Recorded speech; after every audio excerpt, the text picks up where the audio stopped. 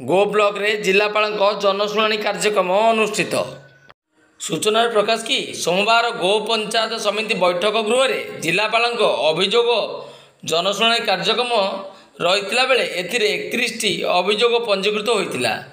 यही कार्यक्रम में जिलास्तरीय अधिकारी पुरी एएसपी कनवार विशाल सिंह, अतिरिक्त जिलापाल कैलाश चंद्र नायक, उपजिलापाल भवतरण साहू, अतिरिक्त जिला जोगाण अधिकारी जानकी वल्लभ हावड़ा सिंह प्रमुख उपस्थित रही जनसाधारण अभियोग शुणाणी करथिले। कार्यक्रम में गोप पंचायत समिति अध्यक्ष झुन्नू मल्लिक, उपाध्यक्ष बनरंजन पट्टनायक, गोप बीडीओ दीप्तिराणी दास, तहसीलदार एसके सागिर, एसडीपीओ देवाशीष मिश्र, गोप थानाधिकारी सुनील कुमार प्रधान प्रमुख उपस्थित थिले।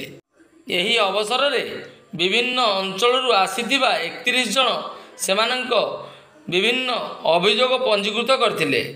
यही कार्यक्रम में पूर्वर अधिकारी मानकु पत्र देइथिले मध्य केतेक अधिकारी अनुपस्थित थिबा देखिबाकू मिलिथिया बेले केतेक चतुर्थ श्रेणी कर्मचारी अधिकारी स्थान रे उपस्थित थिबा देखिबाकू मिलिथिला।